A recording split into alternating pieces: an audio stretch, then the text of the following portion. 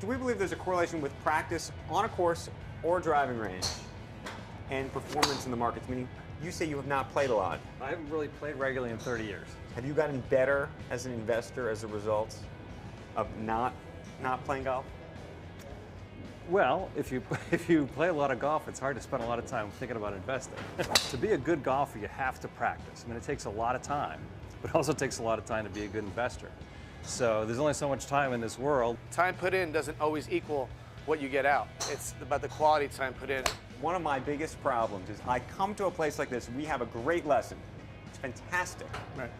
And then I get to the course, all of a sudden it's not turf, it's real grass, right, and it's a problem. And I imagine we can make the correlation to the markets. That's like back tests versus real investing. So you can do these historical tests that look at how your strategy would have worked, but then that's not quite the same as actually having real money and have to place real trades. How much time should you practice your long game, your short game, when you're on the green? Meaning this guy's got he's got a balanced portfolio over here. But if I was to balance my practice time, how would I do it?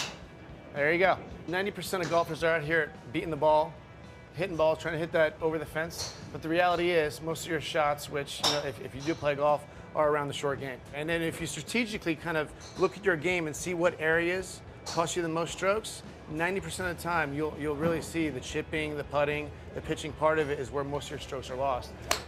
Are we all trying to hit too hard, though? I mean, this goes back to investing, too. Yeah. It's sort of like, you know, whether you try to shoot for the moon or whether you try to lay it up. So there's sometimes where you've done your homework, you really feel confident in a certain investment. You might be willing to put maybe a little bit more of your portfolio in that than you would under ordinary circumstances. But most of the time, you're better off spreading your bets.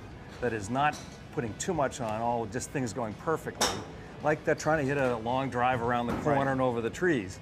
So most of the time you're better off just doing that maybe every once in a while when you really have completely convinced in your own mind you made the right call. I relate it to like a tachometer on your car, okay, where every car has a red line where if you run the red line, you blow your motor. Well, the same thing in the golf swing, as far as you always want to kind of use your swing and swing at a comfortable pace below the red line of the car. I mean, randomly you can kind of turn it up a little bit, but if you stay swinging at 100%, you're going to screw up the technique, hence blow the motor of the car. Investing and golf are both mental.